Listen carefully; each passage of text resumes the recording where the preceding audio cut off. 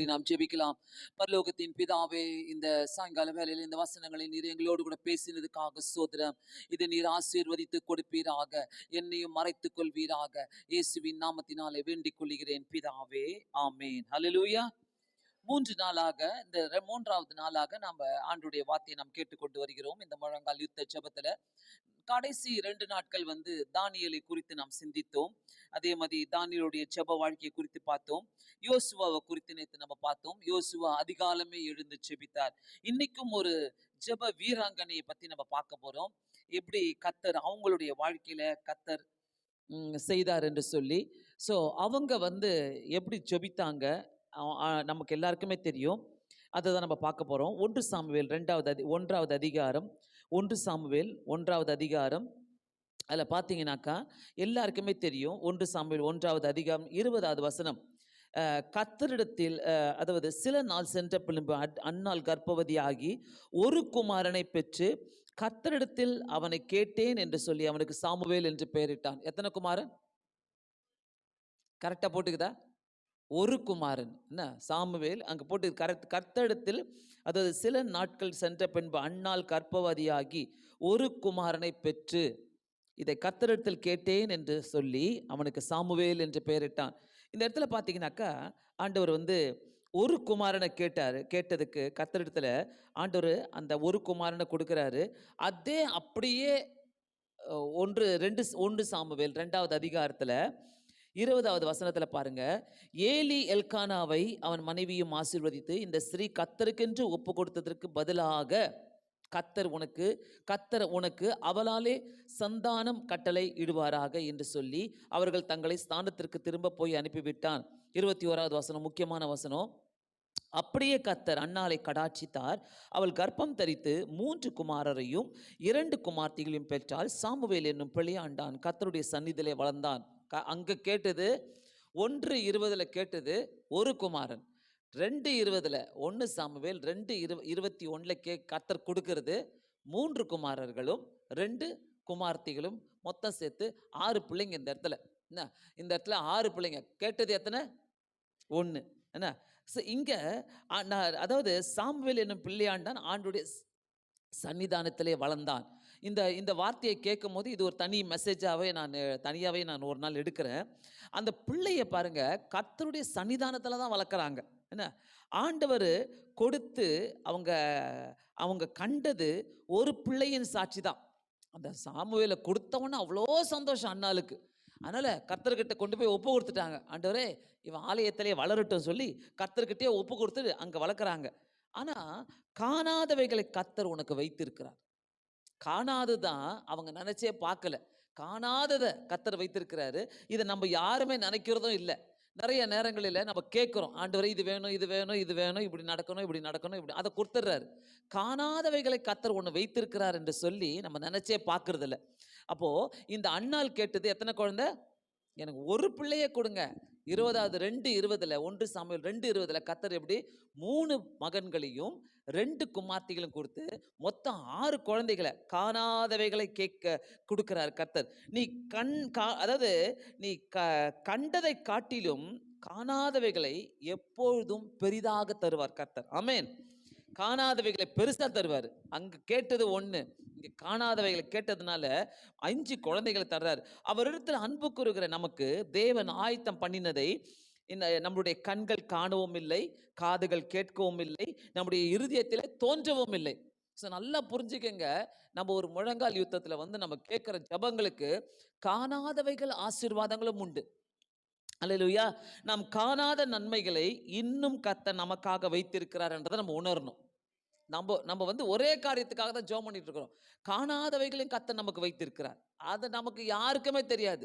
அதனால தான் அந்த வசனம் சொல்லுது, என்னுடைய கண்கள் கண்டதும் இல்லை, என்னுடைய காதுகள் கேட்கிறதும் இல்லை, என்னுடைய இருதயத்தில் தோன்றினதும் இல்லை.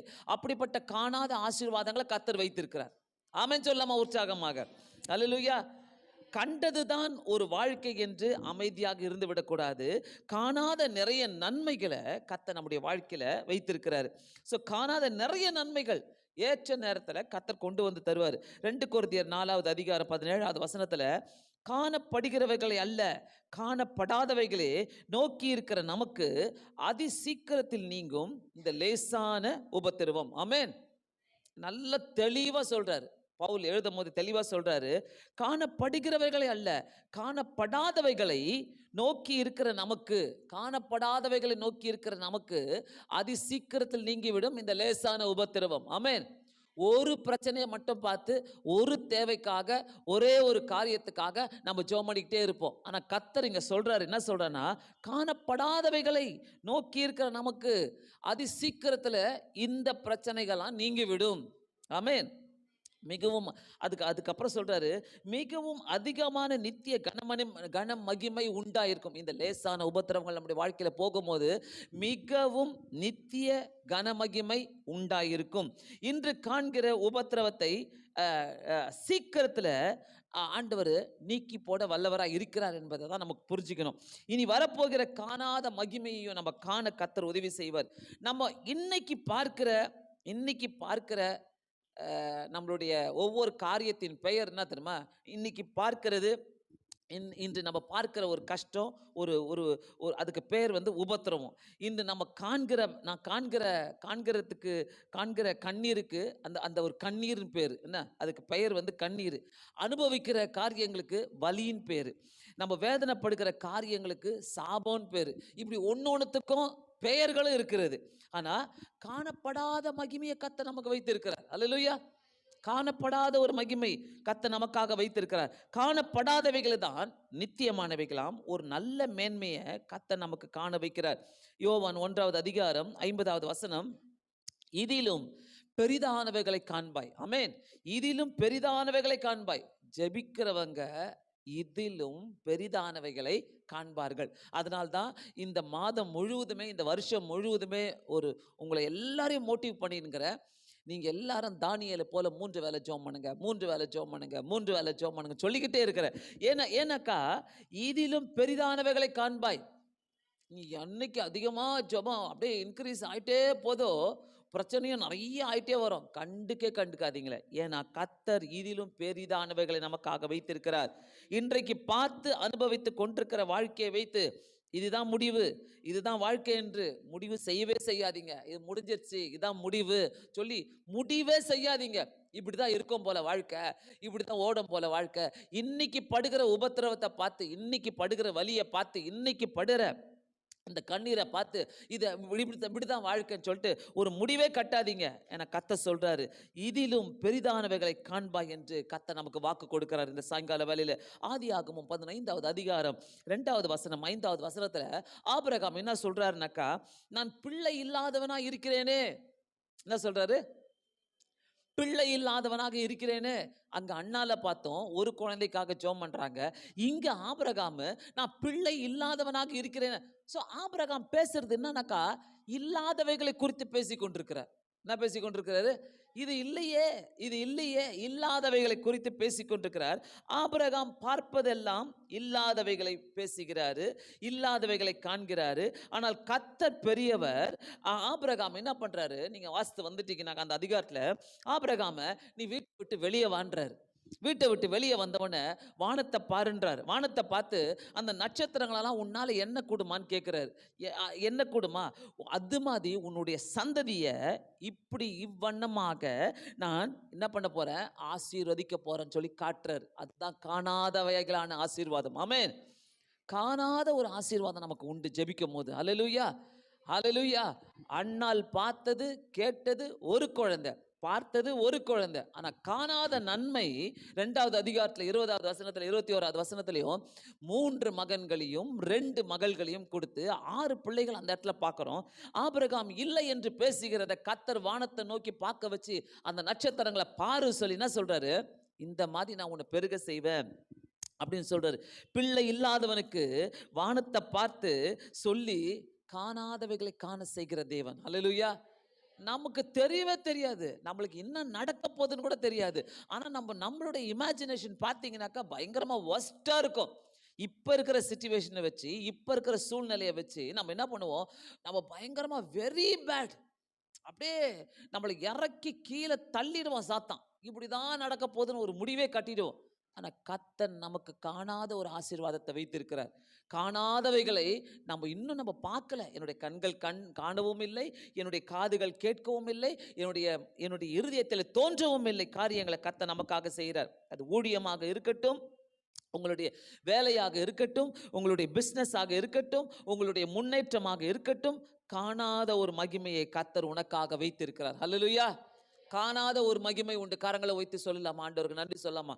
ஆண்டவரே, காணாத ஒரு மகிமை உண்டு ஆண்டவரே. நான் எதிர்பார்க்காத ஒரு மகிமை எனக்காக வைத்திருக்கிறீங்க. நான் எதிர்பார்க்காத ஒரு ஆசீர்வாதத்தை வைத்திருக்கிறீங்க ஆண்டவரே, உமக்கு ஸ்தோத்திரம். விசுவாசிப்போம், காணாதவைகளை கர்த்தர் எனக்காக வைத்திருக்கிறார். ஆமென். விசுவாசிக்கணும். காணாதவைகள் இது இல்லை, இது முடிஞ்சிடும், இந்த பாடுகள் முடிஞ்சிடும், இந்த கண்ணீர் முடிஞ்சிடும், இந்த கவலைகள் முடிஞ்சிடும். ஆனா காணாத ஒன்றை கர்த்தர் என காண செய்வார். காணாததை காட்டிலும், அதை காண்கிறதை காட்டிலும் காணாதவைகளை கண்டு கர்த்தர் நம்மளை மகிழ செய்வார். ஹல்லேலூயா. ஜெபிக்கிறவங்களுக்கு இதெல்லாம் நடக்கும். ஆமென். 3 வேளை ஜெபிக்கிறவங்களுக்கு, தானியேலை போல 3 வேளை ஜெபிக்கிறவங்களுக்கு காணாத ஆசீர்வாதங்கள் நிறைய உண்டு. ஹல்லேலூயா. ஹல்லேலூயா. அன்னாள் ஒரு பிள்ளைக்காக, ஒரு பிள்ளையை கண்டு அவ அதிகமாக சந்தோஷப்பட்டு, ஆண்டவரே உன்னுடைய சன்னிதானத்திலே நான் கொடுத்துட்றேன் இந்த பிள்ளைன்னு சொல்லும் போது, ஆண்டவர் 5 பிள்ளைகளை தர, நீ எனக்கு 1 கொடுத்தல, நான் உனக்கு 5 பிள்ளைகளை தரேன்னு சொல்லி ஆண்டவர் கொடுக்கிறார். கர்த்தர் அப்படிப்பட்டவர். ஹல்லேலூயா.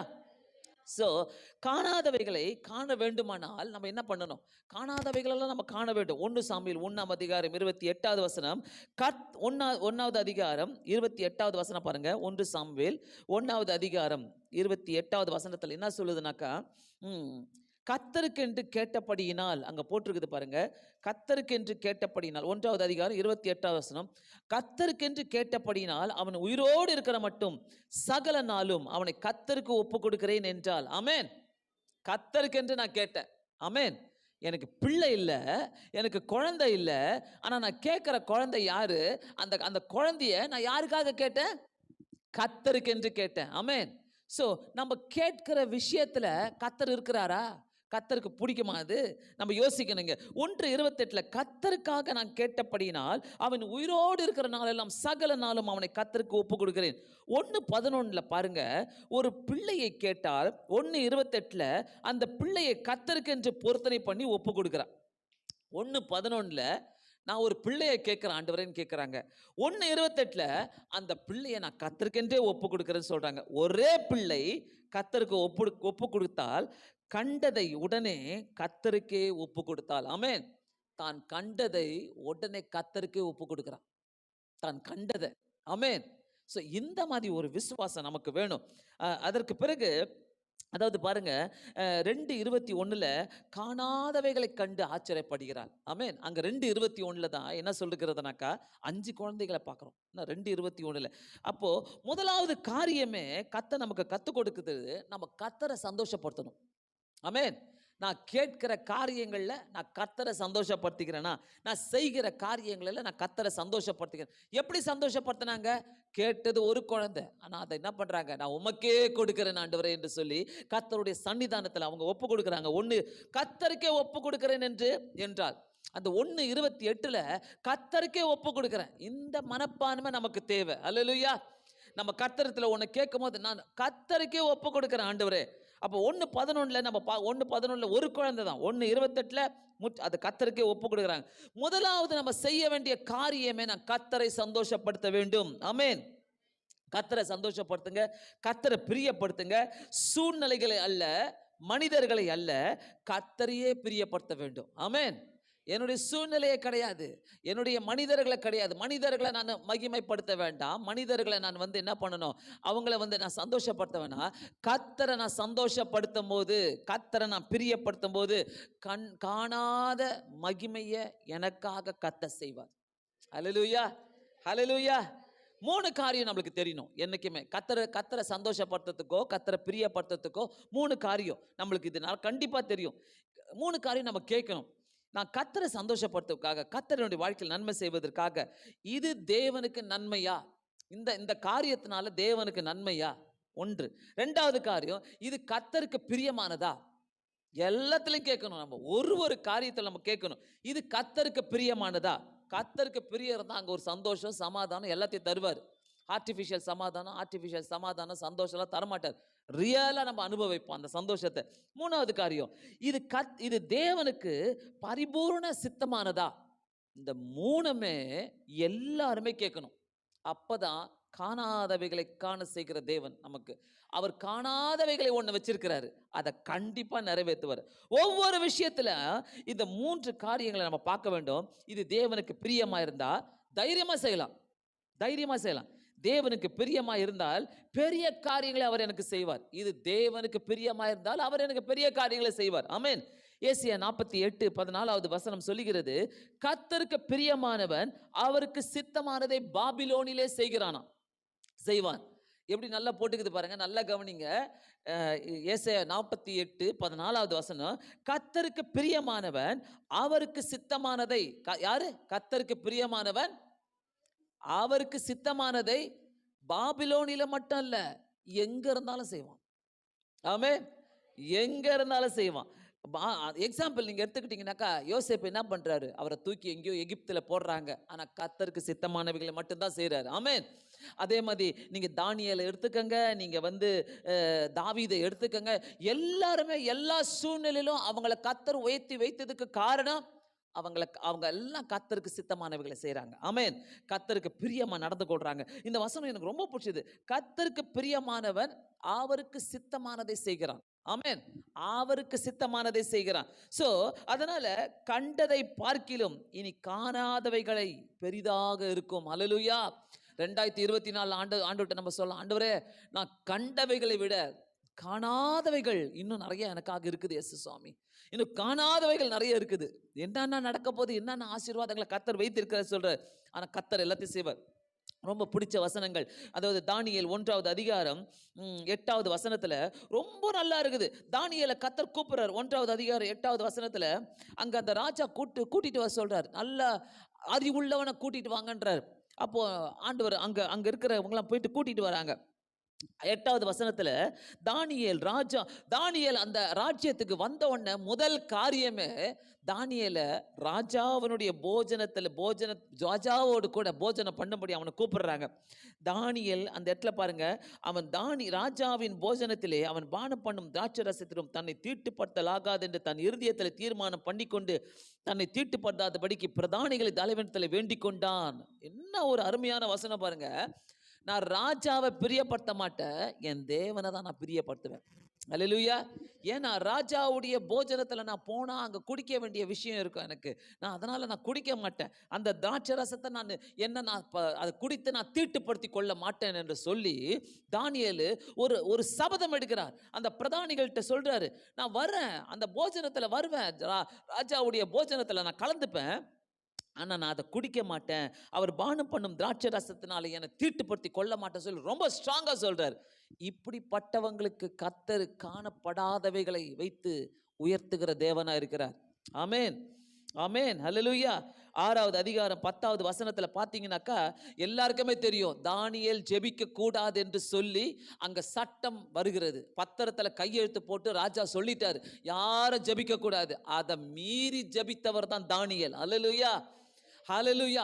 அதை மீறி ஜெபித்து தன்னுடைய அறையிலே சென்று 6வது அதிகாரம் 10வது வசனத்துல அந்த அறையிலே சென்று எருசலேமுக்கு நேராக பல கனிகளை திறந்திருக்க அங்கே தான் முன் செய்து வந்தபடியே தினமும் 3 வேளையும் தன் தேவனுக்கு முன்பாக முழங்கால் படியிட்டு ஜெபம் பண்ணி ஸ்தோத்திரம் செலுத்தினான். தன் தேவனுக்கு முன்பாக தானியேல் தன் தேவனுக்கு முன்பாக ஜெபம் பண்ணி விண்ணப்பம் பண்ணுகிறதை மற்றவர்கள் கண்டார்கள். அல்லேலூயா, அல்லேலூயா.